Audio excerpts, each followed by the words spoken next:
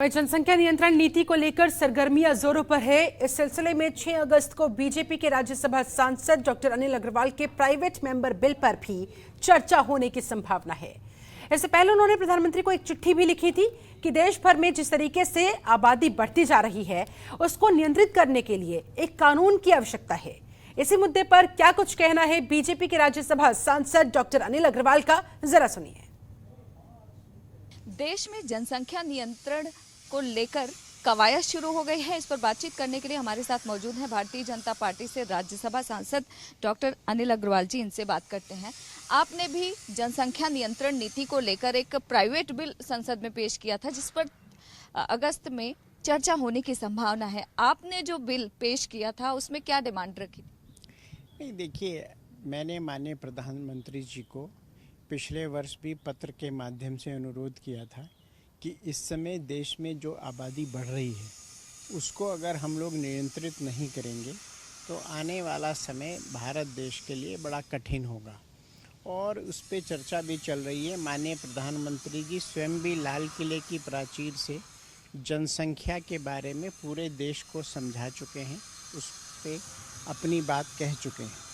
मुझे लगता है सरकार इस मामले में बिल शायद इसलिए नहीं ला पाई कि वो इसकी बारीकियों को समझ रही होगी, चूँकि एक बहुत संवेदनशील मुद्दा है कि इसमें क्या क्या प्राविधान किए जाएं।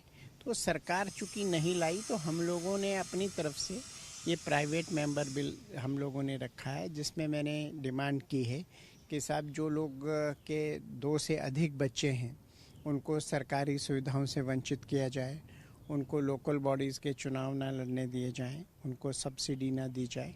तो ये सब चीज़ें मैंने उसमें रखी हैं और चर्चा होगी और एक मुझे लगता है कि अच्छा निष्कर्ष और एक अच्छी बात निकल के आएगी कि क्या देश के सामने इस बिल में प्रावधान होने चाहिए। इसके अलावा उत्तर प्रदेश में योगी सरकार इस बिल को लेकर आए हैं, उसके बाद से बवाल शुरू हो गया है। मायावती ये आरोप लगा रही हैं कि जो टाइमिंग है बिल लाने की, उनका कहना है कि सरकार जब बनी थी यूपी में भाजपा की तभी लाना था, चुनाव से पहले लाने का क्या मतलब? नहीं, देखिए, राजनीतिक स्पेशली विपक्ष इस प्रकार का आरोप लगा सकता है, लेकिन हिंदुस्तान तो ऐसा देश है, यहाँ चुनाव होते रहते हैं।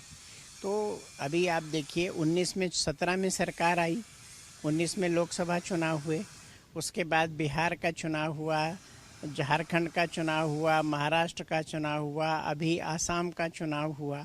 तो यहाँ तो चुनाव चलते रहते हैं। अगर हम केवल ये बात सोच के कि साहब चुनाव आ रहे हैं कोई अच्छा काम ना करें तो ये तो ठीक नहीं होगा।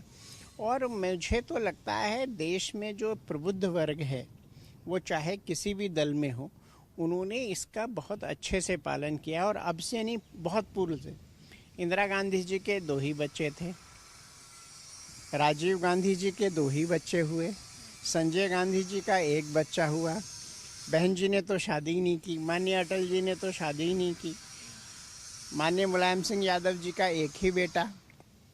तो ये सारे के सारे, उस समय तो कानून नहीं था।